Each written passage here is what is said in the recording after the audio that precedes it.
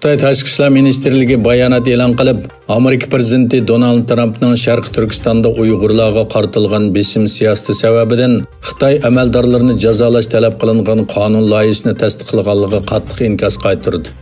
Sharqi Turkistonning Xitoyning davlat ichi masalasi ekanligi va chet ellarning aralashishiga yo'l qo'yilmaydiganligi ta'kidlangan bayonotda biz Amerikani yana bir qatim xatoligini jiddiy tuzatishga va Xitoyning ichki ishlariga aralashishni maqsad qilgan aloqador qonun loyihasidan voz kechishga chaqiramiz. Bo'lmasa Xitoy buningga qat'iy qarshi turdi. Amerika buningdan keyin kelib chiqadigan barliq oqibatlarga ega bo'lish kerak deyildi. Bayonotda yana bu qonunning Xitoyning atalmish Xinjiang siyosatiga yomon g'arazda hujum qilganligi tilga ilingan bo'lib, Xitoyning ichki ishlariga aralashishi bilan birga xalqaro qonun va xalqaro munosabatning asosiy qoidalariga muxoliflik qilganligi o'tirg'a qo'yilgan.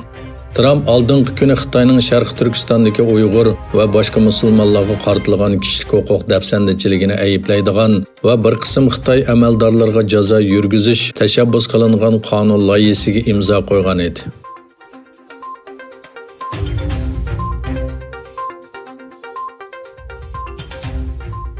Xatarlik Elxat tor betining xabariga qaraganda, tadqiqotchilar o'zlarining jasuslik faoliyati nomli Android mashg'ulot sistemasiga mos keladigan yangi jasuslik yumshoq detalini bayqaganligini e'lon qilgan. Bu jasuslik detalining saxta tor bekatlar orqali dongliq tor bekatlarga va nishonlangan kishilarga qarata mudofiasiz tor uskunlardan uchur o'g'irlash uchun yangi ko'znak echib jasuslik faoliyatlari elib boradiganligi, asosligi Uyg'ur shohidlarini nishon qilganligi o'tirg'a qo'yilgan. Bu yumshoq detal aprelda Chiront Mikro nomli shirkat tarafidan bayqalgan bo'lsa-mu, lekin 3 yildan buyon aktiv ekanligi ma'lum bo'lgan. Tadqiqotchilarning qarashicha, bu jasuslik yumshoq detali Turkiyadagi ba'zi siyosiy partiyalar va axborot agentlarining tor bekatlarida, Tayvandagi universitet va sayohat shirkatlarining tor bekatlarida aktiv hujum elib borgan.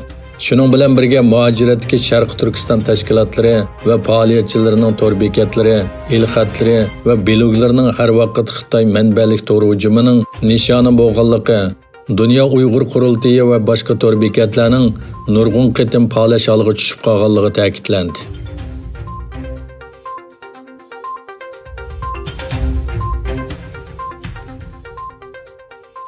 Amerika Tashqi ishlar ministri Mike Pompeo bilan ko'rishgan Xitoy Kompartiyasining yuqori darajalik amaldori Yang Jiechi Amerikadan Hong Kong, Sharqi Turkiston va Tayvan masalalariga aralashishni oxirlashtirishni talab qildi. Dunyodagi ikki chong iqtisodiy gavdaning yuqori darajalik amaldorlari chorshanba kuni Amerikaning Hawaii shtatida 100 turani ko'rishdi. Bu yig'in ikki davlat Xitoyning Hong Kongda ijro qilish uchun davlat bexatarlik qonunini ma'qullashi va Wuhan virusi yuqumi sababli ixtilofga tushib qolgan bir paytda o'tkazildi.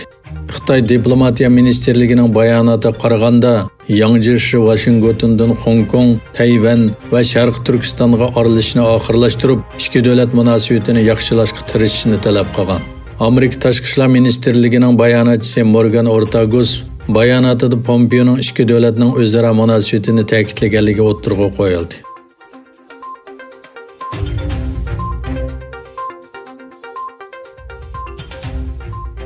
Hindiston Ladakh rayonidagi Xitoyning ikki davlat armiyasi o'ttirisidagi to'qinish yuz bergan Galvan vodiysi haqidagi eglik huquq talabini rad qildi.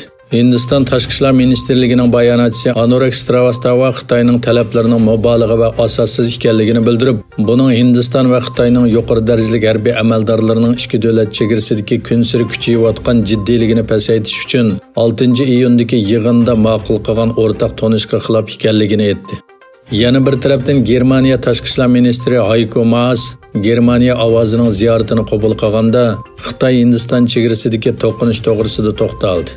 Her ikki davlatga jiddiylikni pasaytish va orasidagi chegara masalasini tinch yo'l bilan hal qilishni tashabbus qilgan Maas, bular cho'ng davlatlar.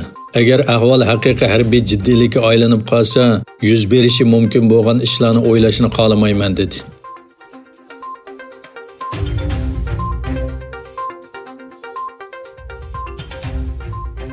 Iran Suriyadagi Bashar al-Assad hokimiyatining Amerikaning embargo tizimligiga kirgizishni aybladi.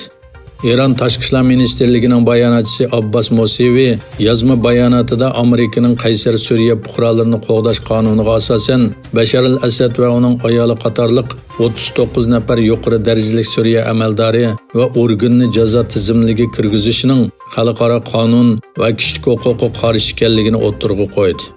U jazoga qaramay Iranning Bashar al-Asad hokimiyati bilan bo'lgan iqtisodiy munosabatini davomli kuchaytirganligini aytdi.